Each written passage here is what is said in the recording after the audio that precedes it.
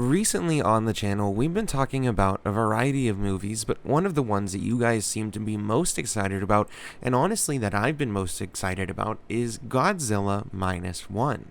Today, we have some really awesome news surrounding the box office for Godzilla Minus One and how much money it has been able to bring in.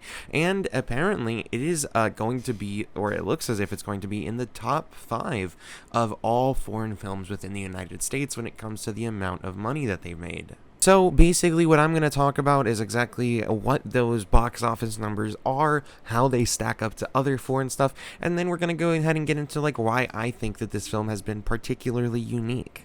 Oh, and also towards the end, we'll talk a little bit about Toho's plan for a next Godzilla film. I'm definitely excited for that, and so yeah, let's just dive in. So basically, this film was projected to not make nearly as much as we're currently seeing.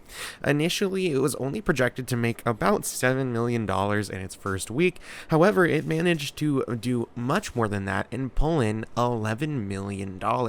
From there, we didn't really know exactly how it would go, if it would taper off quite quickly, or if it would manage to keep its kind of momentum, and luckily it was able to keep its momentum, and it has pulled in a total of 42 million or somewhere around there right now as it stands in the US alone, which on an international scale brings it to somewhere around 70 some odd million dollars, which is absolutely insane that in America we made more than the international total, at all. It really goes to show how much people are enjoying this over here in the States, and also I think goes to speak to the movie culture opening up to foreign films a lot more. On top of that, this year just has not been the best for films, so this is one of the of only 50 movies to break $50 million, I think it was, in the overall box office for 2023. Actually, it is one of only 50 films to surpass the 40 million, so it's a misspeak there. And also, one of the main things is that there was never really an intent to put Godzilla Minus One on a wide-scale American release like they actually ended up doing.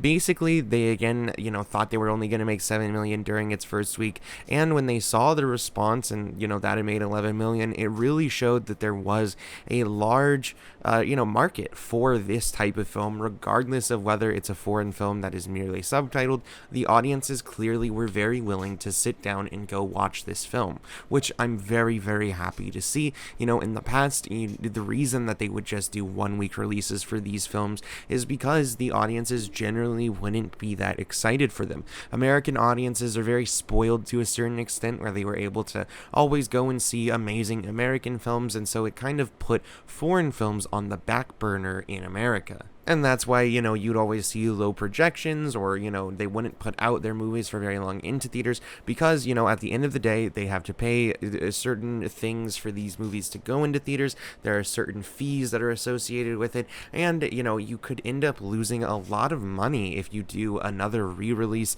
without there actually being an audience for it. We really saw that when it came to, Morbius, and how his character in movie was just terrible. Nobody really wanted to see it, but we memed it all so hard that for some reason the studio thought that meant that people actually wanted another release of the film, and then they went and did it. Nobody saw it, and they lost even more money on the film. Now, obviously, the difference here is that Godzilla is an absolutely amazing fucking film. Toho absolutely smashed it out of the park with this one, and it honestly is one of, if not the best Godzilla film that I've ever seen, so I'm really happy that it has been getting the love that it deserves. Now, let's talk a little bit about why I think this has kind of occurred now. First of all, American audiences have started to open up to foreign films over the last number of years.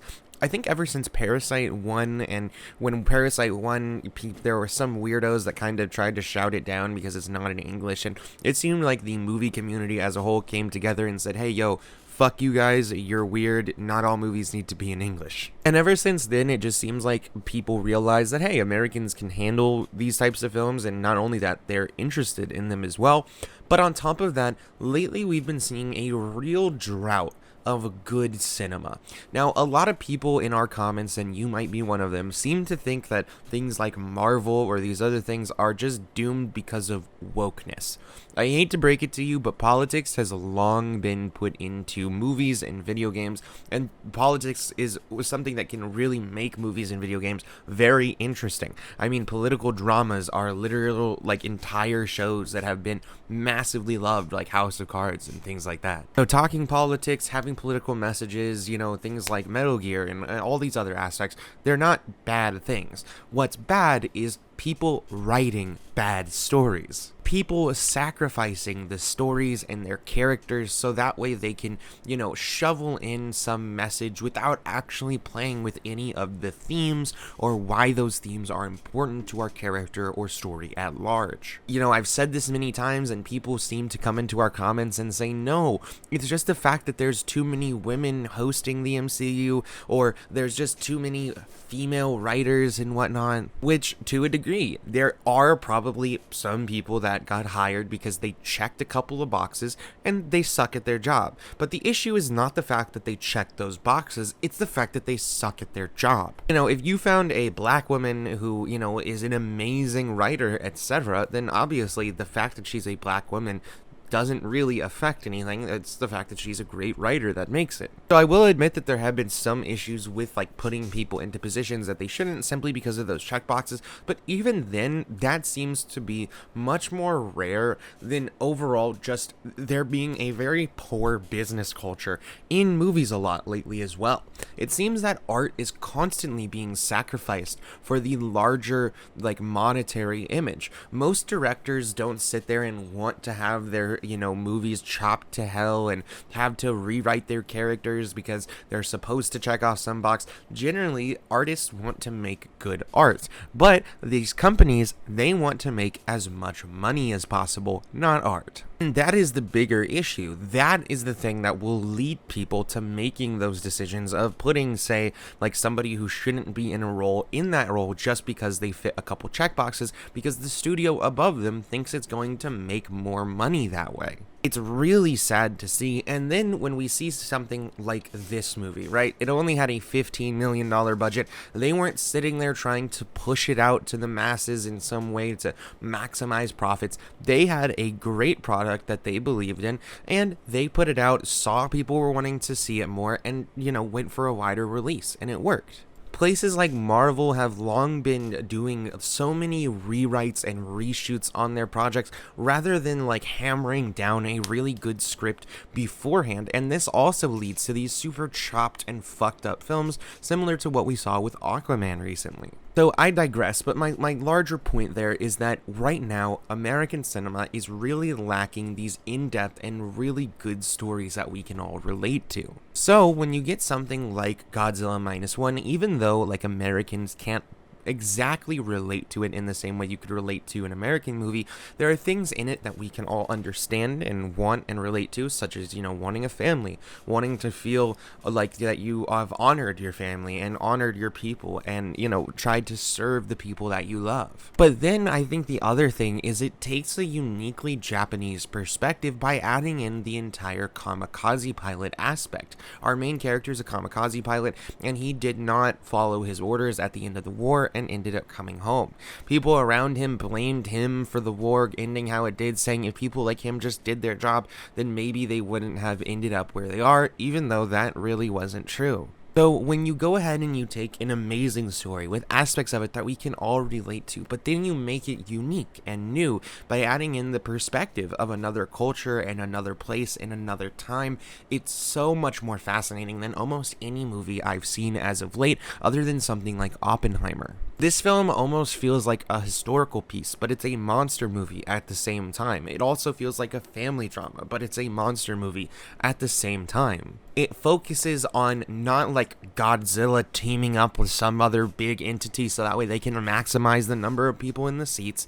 It focuses on the characters, what they're like, what their day-to-day is, what they have to go through, and showing us the human spirit and how, it always breaks through. At the end of the day, this type of aspect, the fact that we got something unique, like culturally unique and significant, as well as something that's just a good story that we can all grapple onto, and especially at a time where we are now opening up to more foreign cinema, as well as having a severe lack of really truly good stories, it makes perfect sense of why this film has done as good as it has. Also, apparently one of the ways that they did this, according to GQ Japan, is that Toho apparently created an entirely new team where they dubbed them the Godzilla Room and would just send them into the room every single day in order to try to work out the highest quality Godzilla projects that they could do next. Considering the quality of this project, I mean, that was probably the best move that they ever made. And actually, this is where we're kind of getting the information on what the next Godzilla movie will kind of be like, or how long it will take. Basically, what we were told is that the team of Godzilla, or the Godzilla Room, is working on the next film. However, they are not going to push themselves or rush out another film just because they see the profits of this one.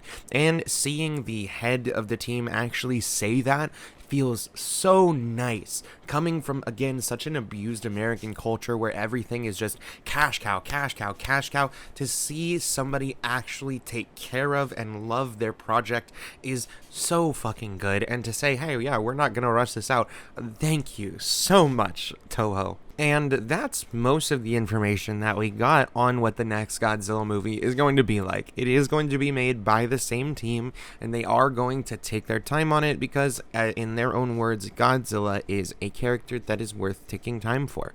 I think that they should take as much time as they need to make another insanely quality project, and we did just get this film, okay? We can wait, some years, alright? It's okay. And that is kind of what he alluded to. He said we got an animated Godzilla a few years back, and so we just got, this Godzilla movie right now. It'll probably be a few years before we see the next one. Alright, what do you guys think? Do you think any of my analysis here on why Godzilla was able to take off in the way it did is correct or not? On top of that, I forgot to say earlier, but basically this film is right now the 6th highest foreign film, or highest grossing foreign film in American box offices. It could move into the top 5 over the course of the next week or so. I am going to keep my eye out on that because I would love to see this hit the top 5. It is such a good movie, and I think it absolutely deserves it. What do you guys think? Let me know in the comments down below if you, again, agree with my analysis or not.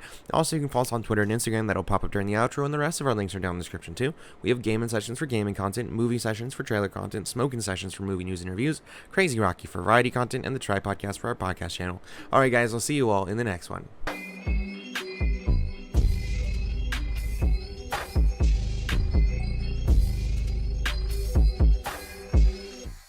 Abducted by my brain and it drains all the dopamine. Pain leaving nothing but the dreams that